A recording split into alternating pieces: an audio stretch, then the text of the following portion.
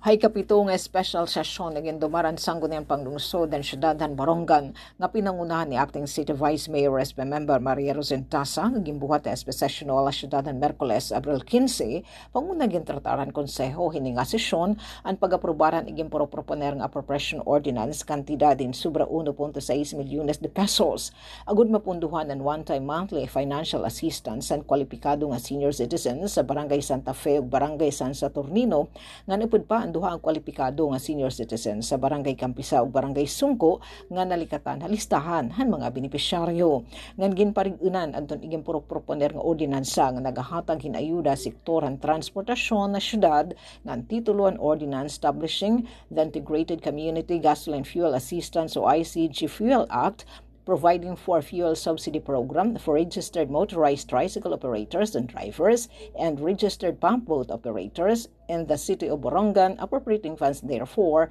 and for other purposes. Samtang gimpasaliwatan konseho ang resolusyon nga nagaaprobar nga nagpaparigan ang pag-transfer and supplies sa mga propiedad ng LGU Borongan upon pa ang pagbalhinit ownership nga the Bureau of Fire Protection, Borongan City Fire Station, lakipan nasabi nga supplies of properties in siyam ka units in fire extinguisher og 7 kapidaso in used blue drums og iba pa nga nagkakantidad na bugusan hinsubra 110,000 pesos. Para sa Bagong Pilipinas, Sok Aberia, Radyo Pilipinas, Radyo Publiko, Borongan.